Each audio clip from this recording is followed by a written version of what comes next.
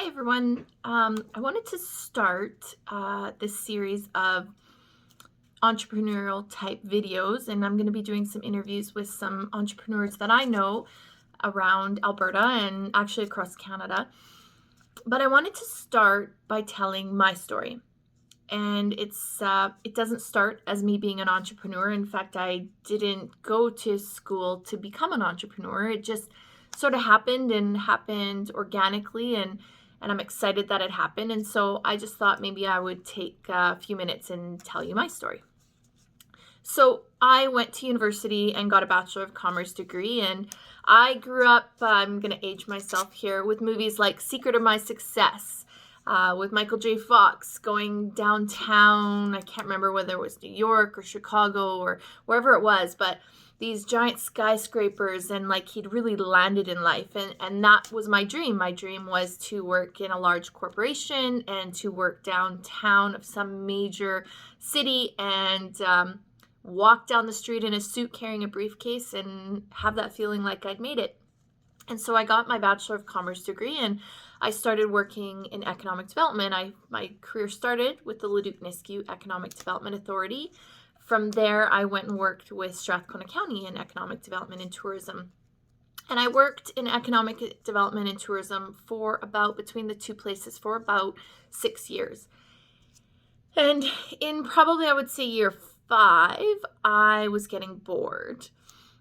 Which, if you've read any books on entrepreneurialism, you will find that entrepreneurs get bored easily in jobs that have them in a bit of a box. And I would say that economic development and tourism is probably one of those careers that has the biggest box and the most opportunities to be creative in the job. But I was getting bored. I saw a ceiling and I didn't like the ceiling. And so that was right when there was the giant economic boom and there was major labor shortages. And so I convinced my boss to allow me to take on a new project at work, which was to work with the local industry on their labor shortages, to partner with the province, and to meet with local industry to figure out where their challenges were and if there were ways that we could help or ways that the province could help. In my mind, my idea was, I am going to get in front of the human resources departments and the major management teams of some of the biggest industry in the region. My goal was to get poached, to be recruited into one of these big companies. It took about 6 months and my dream happened. I got called by a placement or a recruitment firm. And through interviews and such, I ended up taking a job as the what was the name of it now?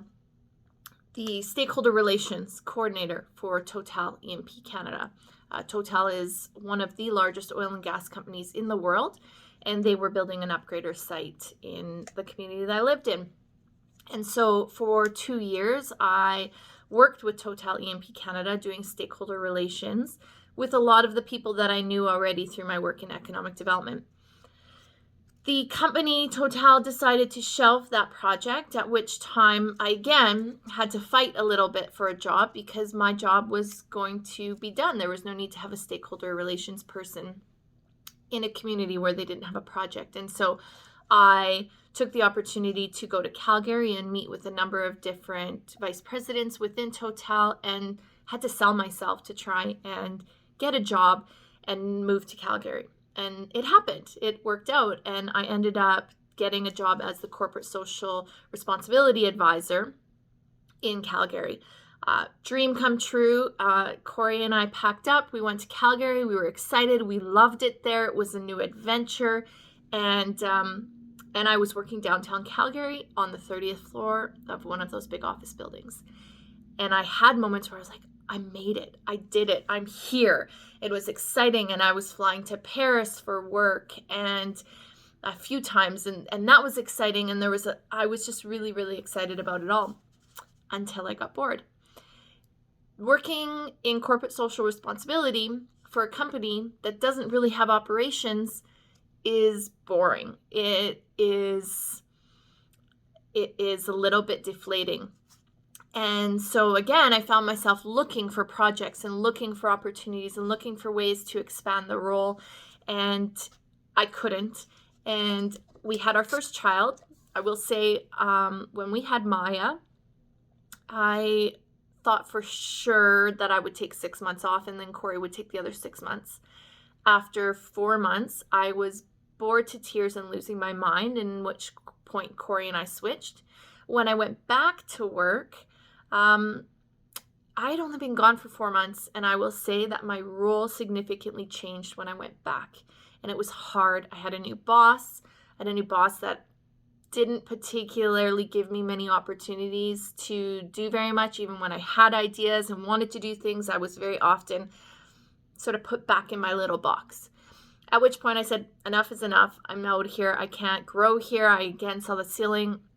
And I took a job as the local and Aboriginal content lead, or business development lead, for a company called Dover, which then became Brian, which is now PetroChina Canada. Anyone who works in oil and gas knows how that goes. And I did that for another couple of years.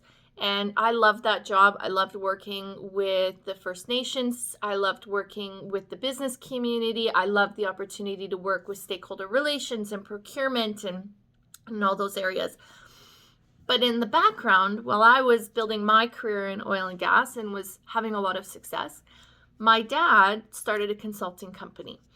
And he started Transitional Solutions while I was still working in oil and gas, and had been bugging me for years to join him in that. But I just couldn't see living the feast and famine, and I was quite excited with the career that I had. Although I will say, I was again getting bored. And so I said, when we had our second child, I told my dad, okay, I'm going to take my maternity leave, because I knew I'm not good at taking maternity leaves. I'm not good at staying home and looking at cute babies all day. Love my children to bits from the bottom of my heart with all my heart. But I am not meant to be a stay-at-home mom. So I said, well, I will take my maternity leave and try consulting.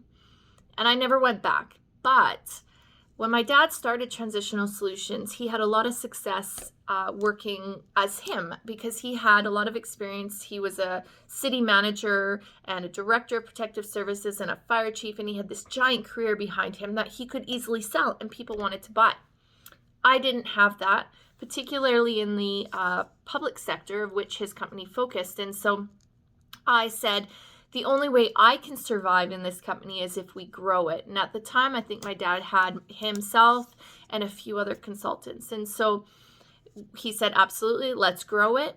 A year later, he handed over the reins completely to me, and we've continued to grow Transitional Solutions. I think because of the model that we offer, we continue to attract the best, the brightest, the experts in their fields, the people that retire from this long, successful career but aren't quite ready to give up yet, want to still contribute, but want to contribute on their terms, not in a 9-to-5 job.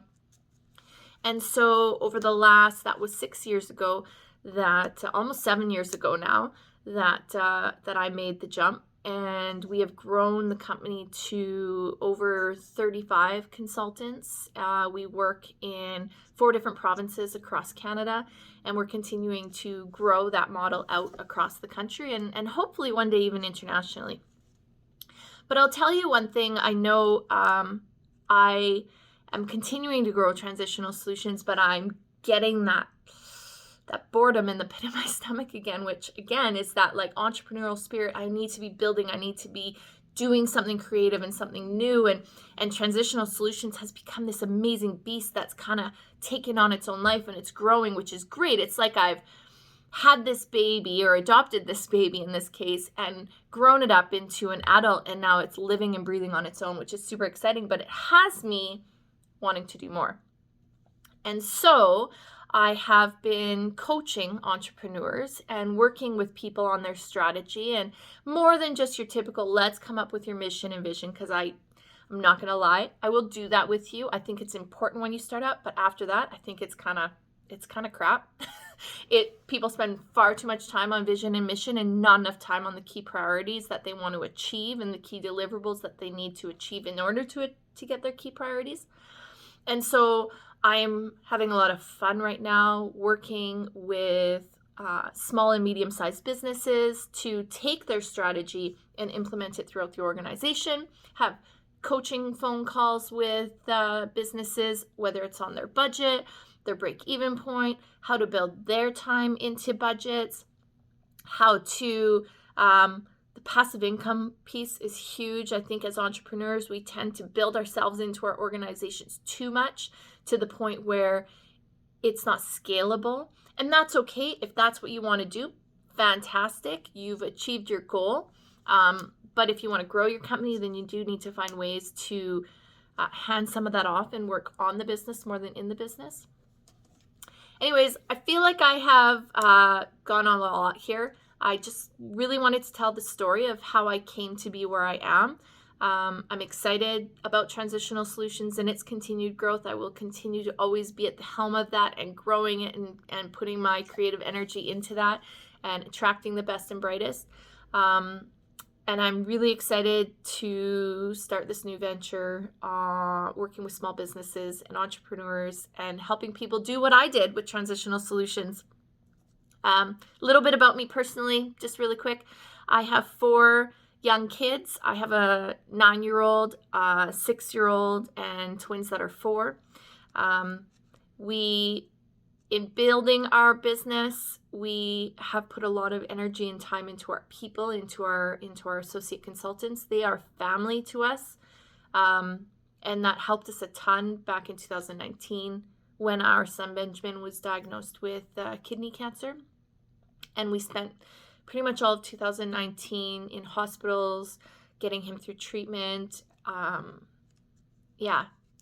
And our team got us through that. And 2019 was our best year by far. And I credit it 100% to the fact that we built a team that felt empowered to take the reins and do what they needed to do.